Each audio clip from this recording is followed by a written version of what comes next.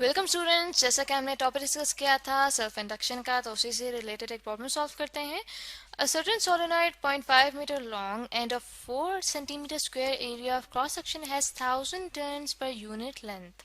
ठीक है, हमें कहा गया है कि हमारे पास सोलेनॉइड है। सोलेनॉइड हमारे पास ऐसी वायर होती है जिसको बहुत से टर्न्स दिए गए हों। ठीक है, जैसे कि आप यहाँ पे देख रहे हैं, ये हमने सोलेनॉइड यहाँ पे ड्रॉ किया है। तो हमें बताया गया है कि जो हमारे पास सोलेनॉइड है, इसमें जो वायर यूज की गई है उसकी लेंथ कितनी है, वो है 0.5 मीटर। ठीक है, तो यहाँ पे हम लिख लेते हैं कि जो हमारे पास लेंथ है उसे हम एल से डिनोट करेंगे, और हमें बताई गई है कि वो 0.5 मीटर लॉन्ग है। और जो इसका क्रॉस सेक्शनल एरिया है वो कितना है, वो है 4 सेंटीमीटर स्क्वायर। ठीक है, और ये हमें बताया गया है कि जो इसके टर्न्स हैं, यानी कि एक यूनिट लेंथ में इसके कितने टर्न्स हैं, वो है 1000।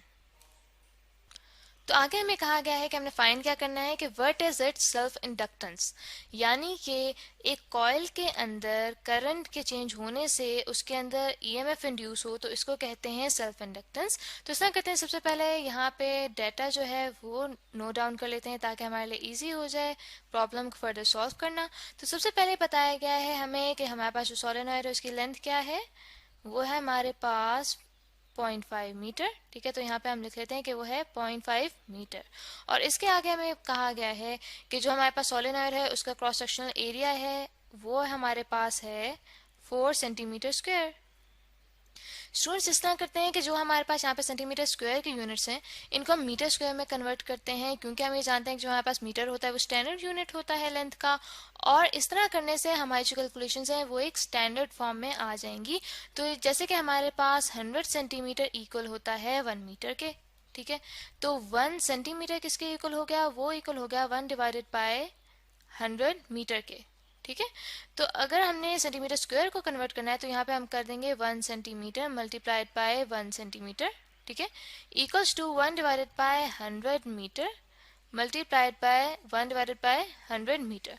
ठीक है, तो ये हमारे पास बन जाएगा 1 centimetre square equals to 1 divided by 10 raise to the power 4 metre square. ठीक है, तो यहाँ पे कितने सेंटीमीटर स्क्वायर को कन्वर्ट करना है, हमने 4 सेंटीमीटर स्क्वायर को कन्वर्ट करना है। तो यहाँ पे हम लिख लेते हैं 4 centimetre square equals to 1 divided by 10 raise to the power 4 multiplied by 4 metre square. ठीक है, तो दैट मीन्स कि हमारे पास जो क्रॉस सेक्शनल एरिया है वो अब बन जाएगा 4 into 10 raise to the power -4 metre square. और साथ ही में बताया गया है कि एक यूनिट लेंथ में इसके कितने टर्न्स हैं इस सोलेनॉइड में, वो हमें बताया गया है कि जो number of turns per unit length है वो हमारे पास है 1000 पर मीटर। तो आगे हमने फाइंड आउट क्या करना है, हमने सेल्फ इंडक्टेंस फाइंड आउट करनी है, यानी कि उसे हम डिनोट करते हैं एल से। ठीक है, तो इस तरह करते हैं स्टूडेंट्स के अब सोल्यूशन स्टार्ट करते हैं।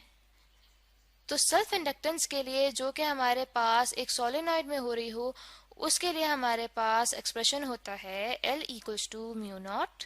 ठीक है, L equals to mu naught N square into L A.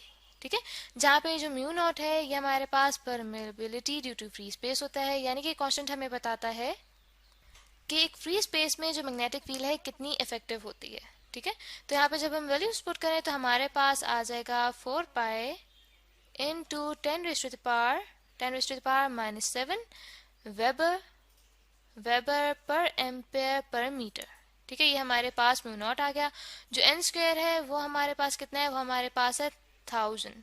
ठीक है, यानी कि 1000 टर्न्स हमारे पास हैं पर यूनिट लेंथ में, तो यहाँ पे हमारे पास आ जाएगा 1000 पर मीटर, और साथ ही इसका स्क्वायर हो जाएगा। आगे हमारे पास लेंथ मौजूद है। ठीक है, और लेंथ हमारे पास स्टूडेंट्स कितनी थी, वो हमारे पास थी 0.5 मीटर। आगे हमारे पास क्रॉस सेक्शनल एरिया है, उसको हम नीचे लिख देते हैं क्योंकि आगे हमारे पास जगह मौजूद नहीं है। तो यहाँ पे हम लिखते हैं 4 into 10 raise to the power -4 metre square. ठीक है, ये हमारे पास एरिया आ गए।